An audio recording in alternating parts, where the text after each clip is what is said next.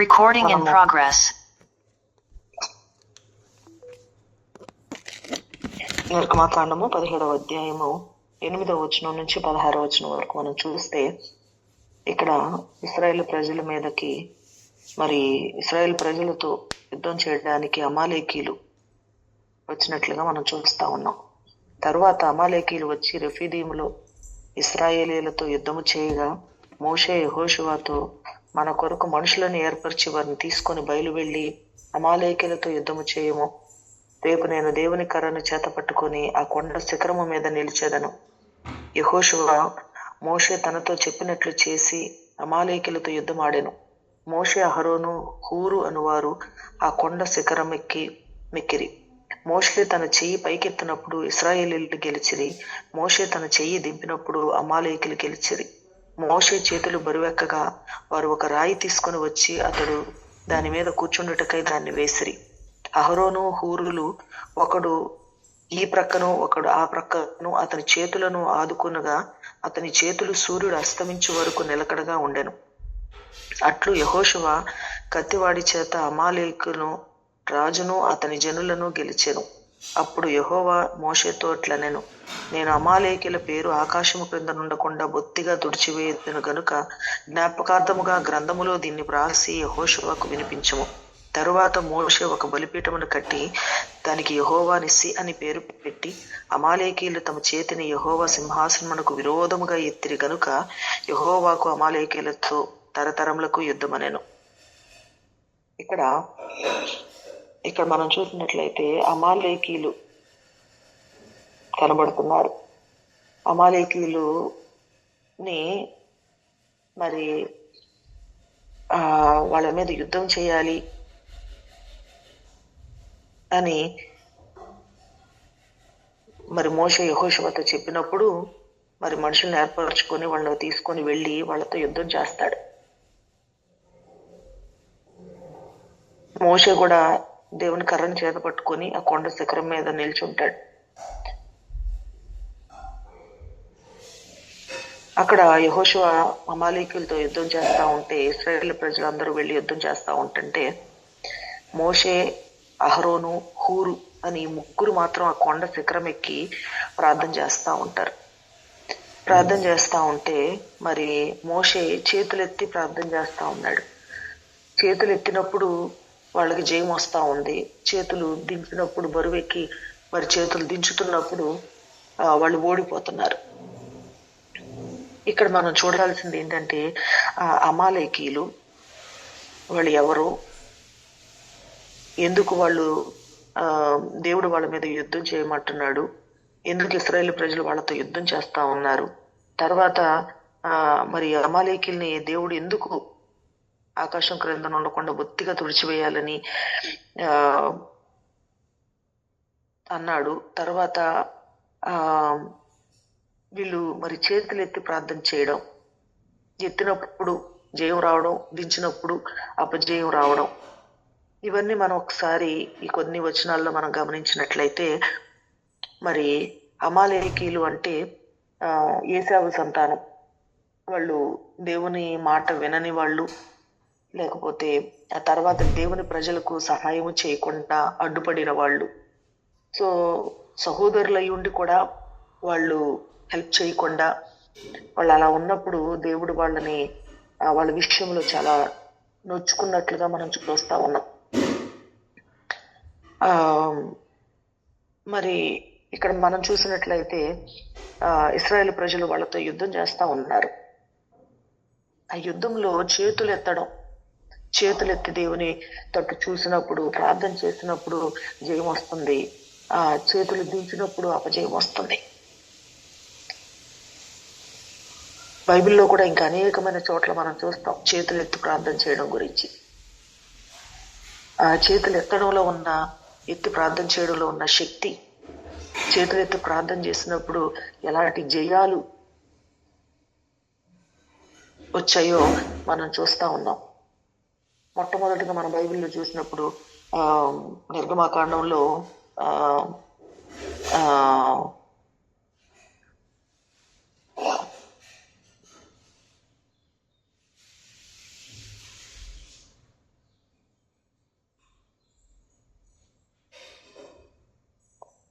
నిర్గమకాండము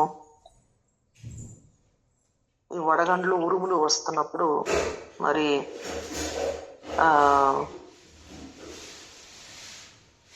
ఫరో అంటాడు, వెళ్ళి మీ దేవుడికి మొరపెట్టి వాటిని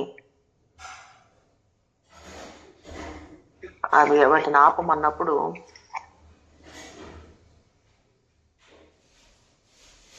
తొమ్మిదో అధ్యాయంలో మనం చూస్తాం 22వ వచనం, యెహోవా నీ చెయ్యి ఆకాశం వైపు చూపుము, ఐగుప్తు దేశం అందులో మనుషుల మీద, జంతువుల మీద, పొలం మీద, కూర.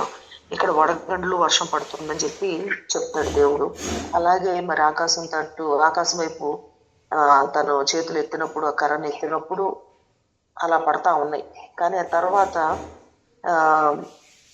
ఫరో నువ్వు వేడుకో, నువ్వు వాటి నుంచి విడిపించు అని చెప్పినప్పుడు మోషే తన చేతులు ఎత్తి దేవునికి ప్రార్థన చేసినప్పుడు మరి అవి ఆగిపోవడం మనం చూస్తాం. 13వ వచనంలో మోషే ఫరోను పిలిచి ఆ పట్టణం నుండి బయలు వెళ్ళి యెహోవా వైపు తన చేతులు ఎత్తినప్పుడు ఆ ఉరుములను వడగండ్లు నిలిచిపోయాను, వర్షము భూమి మీద కురియుట మానెను. ఇక్కడ మోషే తన చేతులెత్తి ప్రార్థన చేసినప్పుడు ఎలాగ జయం వచ్చిందో తను చూస్తూ వచ్చాడు. ఇక్కడ కూడా రెఫీదీంలో కూడా మరి అమాలేకుల విషయంలో కూడా తన చేతులు ఎత్తి చేతులు పైకి ఎత్తి ప్రార్థన దేవునికి మొరపెడుతున్నప్పుడు జయం వస్తూ ఉంది. కానీ ఆ చేతులు ఎంతసేపు అని ఎత్తి ఉంచగలరు? తను ఎత్తి ఉంచలేకపోతున్నప్పుడు ఆ చేతులు బరువు ఎక్కుతున్నప్పుడు మరి వాళ్ళిద్దరూ అటొక ప్రక్కన ఇటొక ప్రక్కన చేతులు ఎత్తి పట్టుకొని సపోర్ట్ చేస్తూ ఉన్నారు. నిజంగా అనేక పరిస్థితుల్లో మన కొరకు ప్రార్థించే వారికి మనం సపోర్ట్ చేసే వాళ్ళంగా, దేవుని సేవకులకి మరి సపోర్ట్గా ఉండాలి. మీ సంఘాలలో సేవకులకి సపోర్ట్ చేసేవారిగా ఉండాలి. వాళ్ళకి స్ట్రెంగ్త్ కోల్పోతున్నప్పుడు బలపరచవలసిన వాళ్ళే బలహీనులు అయిపోతే అని అనుకుంటాం. బలహీనం అయిపోవడం అనేది అది సహజం. కానీ మరి చేతులు ఎత్తిపట్టి సపోర్ట్ చేసేలాగా ఇక్కడ మరి అహరోను హూరు అనేవాళ్ళు కనబడతా ఉన్నారు. అలాగే చేతులెత్తి ప్రార్థన చేయడం అనేది మనం ఇక్కడ తిమోతి రాసిన మొదటి పత్రికలో కూడా మనం చూస్తాం. కావున ప్రతి స్థలమందును పురుషులు కోపమును సంశయం లేని వారై పవిత్రమైన చేతులెత్తి ప్రార్థన చేయాలి అని అక్కడ పౌలు గారు తిమోతికి రాసిన మొదటి పత్రికలో మనం చూస్తాం. పౌలు గారు కోరుకుంటున్నాడు ఏమనంటే పురుషులు కూడా పవిత్రమైన చేతులు ఎత్తి ప్రార్థన చేయాలి. నిజంగా హెడ్ ఆఫ్ ది ఫ్యామిలీ ఎవరు అంటే పురుషులు. స్త్రీలు ప్రార్థన ఎక్కువ చేస్తారు, ఎక్కువ ప్రార్థనలు గడుపుతారు. కానీ ప్రార్థన ఎక్కువ చేయవలసింది పురుషులు చేతులెత్తి ప్రార్థన చేసినప్పుడు కుటుంబాల్లో గొప్ప జయాలు వస్తాయి. పురుషులు ప్రార్థనా పరులుగా ఉండాలి, ఎక్కువ సమయం ప్రార్థన చేసేవారిగా ఉండాలి. ఇంట్లో పని భారము ఆడవాళ్ళకి రకరకాలైన పనులు ఉంటాయి. కానీ అయినా వాటిలన్నిటిని ముగించుకొని ఆడవాళ్ళు ఎక్కువ ప్రార్థనలో గడుపుతున్నారు. కానీ పురుషులైన వారు ఆ ప్రార్థన బాధ్యత వాళ్ళకు ఉంది. పురుషులైన వారు ముఖ్యంగా చేతులెత్తి ప్రార్థన చేయాలి. గొప్ప జయాల్ని సంఘం విషయంలో కావచ్చు, సహవాస విషయంలో కావచ్చు, కుటుంబ పరిధుల్లో కావచ్చు, పురుషులైన వారు ప్రార్థనా పరులు అయితే అది చాలా డిఫరెంట్గా ఉంటుంది. కాబట్టి ప్రార్థన చేయడం, చేతులెత్తడం అనేది ఎంత ప్రాధాన్యంగా మనకి ఇక్కడ కనబడుతుందో మనం చూస్తూ ఉన్నాం. యెహోషువ ప్రార్థన చేశాడు తన చేతులెత్తి, లేకపోతే అదేంటి మోషే ప్రార్థన చేశాడు. మరి సొలొమోను కూడా తన మందిరాన్ని కట్టినప్పుడు తన చేతులెత్తి దేవుని సన్నిధిలో ప్రార్థన చేసినట్లు మనం చూస్తూ ఉన్నాము. ఇర్మియా ప్రార్థన చేసినట్లు మనం చూస్తూ ఉన్నాము. నెహెమియా, అజ్రాలు వాళ్ళు చేతులెత్తి దేవునితో చూసి ప్రార్థన చేసి గొప్ప జయాల్ని సంపాదించినట్లు మనం చూస్తూ ఉన్నాం దైవ గ్రంథములో. కాబట్టి మనము కూడా ఇక్కడ ఇశ్రాయేలు ప్రజలు, యెహోషువ, మోషేలు వీళ్ళు అమాలేకీల విషయంలో నీవు ఓడించడానికి వాళ్ళు చేతులెత్తినట్లుగా మనం చూస్తాం. మన జీవితంలో కూడా అమాలేకీలంటే మరి దేవునికి శత్రువులుగా ఉన్నారు. దేవునికి ఇష్టం లేని వారుగా ఉన్నారు, దేవునికి కోపం తెప్పించే వాళ్ళుగా ఉన్నారు. మరి మన జీవితంలో కూడా అమాలేకీలు లాంటి స్వభావాలు, అమాలేకీలు లాంటి బలహీనమైన పరిస్థితులు మనలో కనబడతా ఉన్నాయి. వాటి విషయంలో కూడా మనం చేతులు ఎత్తవలసిన వారిగా ఉన్నాం. లేకపోతే మన సంఘములో ఎవరో ఒకళ్ళు బలహీనమైన పరిస్థితుల్లో కనబడుతూ ఉన్నారు, వాళ్ళ కొరకు చేతులు ఎత్తి ప్రార్థన చేయగలిగే వారిగా మనం ఉండాలి. మన కుటుంబంలో కొన్ని పరిస్థితులు కనబడతా ఉంటాయి, దేవునికి ఇష్టం లేని పరిస్థితులు. అమాలేకీలు ఎక్కడ ఉన్నా సరే యుద్ధం, అమాలేకీలతో యెహోషువ యుద్ధం చేయడమే కాదు, అమాలేకీలతో సౌలు యుద్ధం చేస్తాడు. అగగుని మొత్తం అమాలేకీని నాశనం చేయమని చెప్పి దేవుడు చెప్తే మరి ఆ ఎడ్లని, బలిసిన ఎడ్లని, లేకపోతే మరి ఆ రాజైన అగగుని నాశనం చేయకుండా అలాగ మనం చూస్తా ఉన్నాం. మరి రాజైన అగగు అలా కొన్ని నాశనం చేయకుండా స్పేర్ చేసే పరిస్థితుల్లో ఉంటున్నామా? లేకపోతే ప్రతి విషయం కొరకు మనం దేవుని తట్టు చేతులెత్తి మన కుటుంబ పరిధిలో కానీ సంఘ పరిధిలో కానీ మన చేతులెత్తి దేవుని సన్నిధిలో మొరపెట్టి ప్రార్థన చేసినప్పుడు మరి రెఫ్యూజీలో ఎలాంటి జయమునిచ్చాడో దేవుడు, మోషే చేతులు ఎత్తినప్పుడు ఎలాంటి జయాన్ని ఇచ్చాడో అలాంటి జయాన్ని మనకు కూడా ఇవ్వగలరు కదా దేవుడు. మనం అనేకమైన విషయాల్లో చేతులెత్తి ప్రార్థన చేయలేని వారిగా ఉంటాం. చేతులెత్తి ప్రార్థన చేయగలిగినట్లయితే మరి గొప్ప జయాలను మనం చూడగలుగుతాం. కొన్ని కుటుంబాల్లో కొన్ని పాపాలు శాపంగా మారిపోతాయి, అదే కొంచెం అనారోగ్యంగా మారిపోతాయి, తరతరాలుగా శాపాలు చూస్తా ఉన్నాం.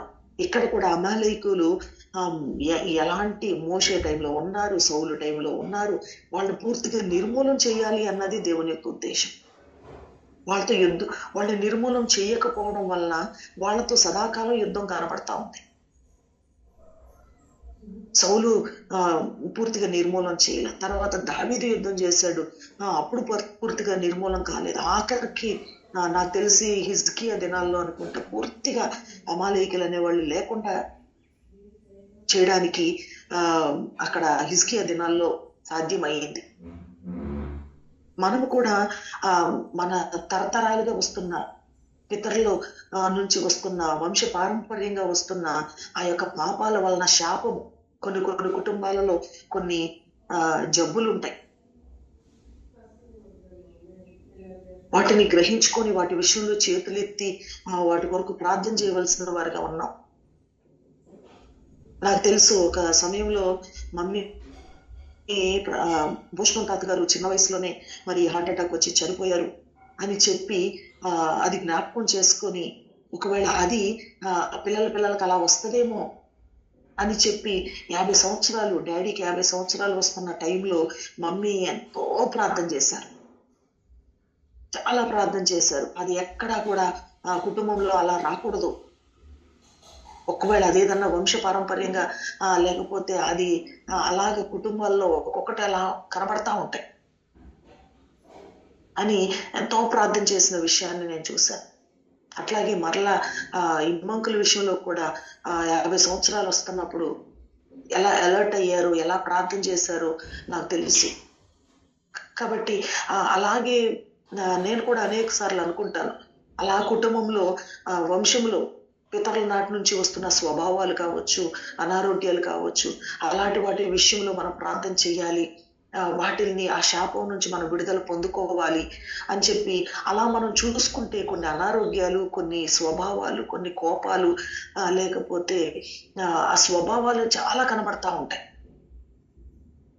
ఒకసారి ఒక సేవకురాలు సాక్ష్యం చెప్తా ఉంది, వాళ్ళ నాన్నకి వ్యభిచారమైన మనసు ఉంది, వాళ్ళ నాయనమ్మకి వ్యభిచారమైన మనసు ఉంది.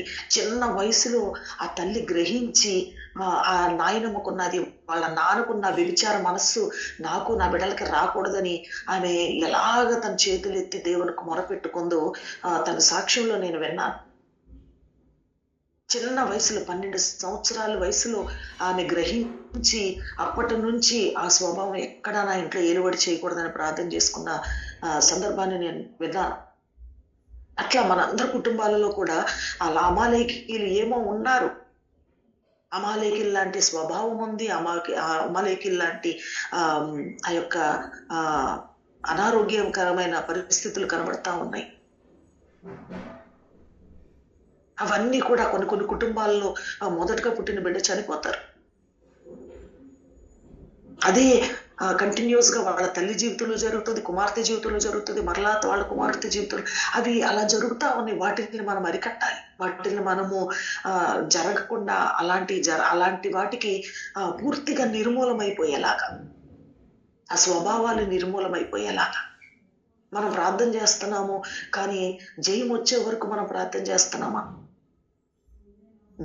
జయం పొందుకున్నంతగా మనం ప్రార్థన చేయగలుగుతున్నాం? దేవుని తట్టు మన చేతులు ఎత్తగలుగుతున్నామా? ఎందుకని అమాలేకీలు మనం నిర్మూలన చేయలేకపోతున్నాం? కేవలము మనం దేవుని వైపు చేతులు ఎత్తలేని వారిగా, జయాన్ని చూడలేని వారిగా ఉంటున్నామని గ్రహించుకున్నట్లయితే, అనుకుంటున్నాను నేను కూడా చాలాసార్లు కొన్ని పెట్టుకొని ప్రార్థన చేయాలి అని అనుకుంటాను. కానీ ఆ చేతులు ఎత్తి బరువు ఎక్కడం కాదు, కానీ అసలు ఆ నిర్లక్ష్యత అనేది కనబడతాం. చేద్దాంలే అని దాని మీద మనసు పెట్టని పరిస్థితులు కనబడతా ఉంటాయి. కాబట్టి మనం చేతులు ఎత్తినప్పుడు ఖచ్చితంగా గొప్ప జయాన్ని మనం చూడగలుగుతాం.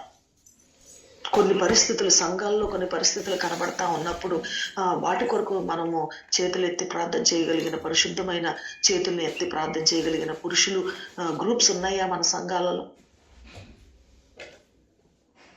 స్త్రీలే ఎంతవరకు గ్రూప్స్ గా న్యూజివీడ్ 4 గ్రూప్స్ ఉంటాయి. స్త్రీలందరూ గ్రూప్ అయ్యి మార్నింగ్ ఒక గ్రూపు, మధ్యాహ్నం ఒక గ్రూపు, మళ్ళీ సాయంత్రం ఒక గ్రూపు, రాత్రికి ఒక గ్రూపు చేస్తా ఉన్నారు. ఎందుకని పరిశుద్ధమైన చేతులు ఎత్తి పురుషులైన వారు ప్రార్థన చేసే గ్రూప్స్ కనపడట్లేదు.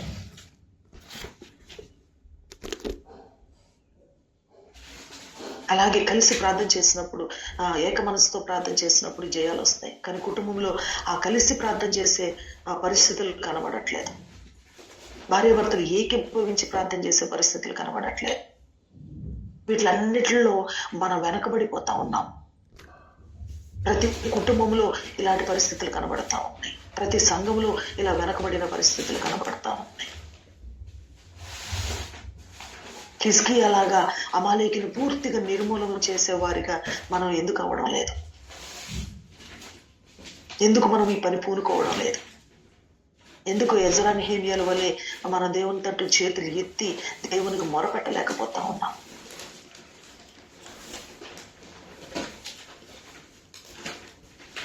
కాబట్టి ఆ ప్రార్థన చేసే విషయంలో 2026 సంవత్సరంలో విశ్వాసముతోటి వాటిలన్నిటినీ మన కుటుంబాలలో, మన సంఘాలలో ఏమి ఏలుబడి చేస్తున్నాయో మనం గ్రహించుకొని మన చేతులు దేవుని తట్టు ఎత్తగలిగినట్లయితే గొప్ప జయాల్ని ప్రభు ఇవ్వడానికి ఆశపడతా ఉన్నాడు.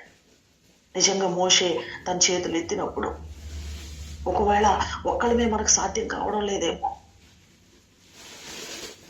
మోషే ఎలాగా అహరోను, హూరు యొక్క సపోర్ట్ తోటి తను జయించగలిగాడు, అలాగే మనము కూడా ప్రేయర్ పార్ట్నర్స్ ని చూసుకొని మన జీవితాల్లో ఉన్న అమాలేకీలను గుర్తించి మన అవసరాలని మనము ఇతరులతో షేర్ చేసుకునైనా సరే ఒక్కళ్ళమే మనం ఫైట్ చేయలేకపోతున్నామేమో. We don't have to fight all alone. Support తీసుకుందాం, మన యొక్క బలహీనతలను చెప్పుకుందాము. దేని విషయంలో మనం చేతులు ఎత్తుతున్నామో ఇతరుల యొక్క సపోర్ట్ కూడా తీసుకుందాము. ఒకవేళ మన సపోర్ట్ ఒక్కటే చాలదు. ఒకవేళ భార్య సహకరించిన వారిగా ఉంటే ఆ సంఘంలో ఇంకెవరన్నా ప్రేయర్ పార్ట్నర్స్ గా తీసుకొని వాళ్ళ సపోర్ట్ తీసుకుందాం. బిడ్డలకు కూడా ఇలాంటి అవేర్నెస్ మనం క్రియేట్ చేసి వాళ్ళ చేతులు కూడా ఎత్తే పరిస్థితుల్లో మనం ఉంచుదాము. ఎందుకంటే ఆ తరతరాలుగా వస్తున్న వాటిని అరికట్టాలి. మన వంశములో ఇలాంటి ఇది ఉండకూడదు, ఇది ఏలుబడి చేస్తుంది, అది ఏలుబడి చేస్తుంది, ఇలాంటిది తరతరాలుగా కనబడుతూ ఉన్న ఈ వాటిని మనం చూసి వాటి విషయమై మనం దేవుని తట్టు మనం చేతులు ఎత్తగలిగినట్లయితే, ఆ పని మనం పూనుకోగలిగినట్లయితే శత్రువుని మనం జయించగలుగుతాము. గొప్ప జయాన్ని మనం చూడగలుగుతాం. ఎంతకాలము మనము నిర్లక్ష్యంగా ఉంటూ చేతులు ఎత్తలేని వారుగా మనం ఉన్నట్లయితే మన కుటుంబాలలో అపజయాలు, అనారోగ్యాలు, లేకపోతే ఓడిపోతున్న పరిస్థితులే మనలో కనబడతా ఉంటాయి. ప్రికాషనరీగా అపాయము సంభవించకముందే, నష్టపోకముందే, ఓడిపోయే పరిస్థితులకు వెళ్ళకముందే ఆ అమాలేకీల వలన మనకి ఎలాంటి థ్రెట్ ఉందో, ఎలాంటి అపాయం ఉందో మరి మనం దేవుని వాక్యాన్ని చదువుతున్న మనము గ్రహించి నా జీవితంలో ఉన్న అమాలేకీలను నేను జయించాలి, నా కుటుంబంలో ఏలుబడి చేస్తున్న అమాలేకీలను నేను జయించాలి. నిత్యము పోరాటము, శత్రువులతో పోరాటము, శత్రువుల్ని పూర్తిగా నిర్మూలము చేయడానికి ప్రభు మనకు సహాయం చేయడానికి ఆయన సిద్ధంగా ఉన్నారు.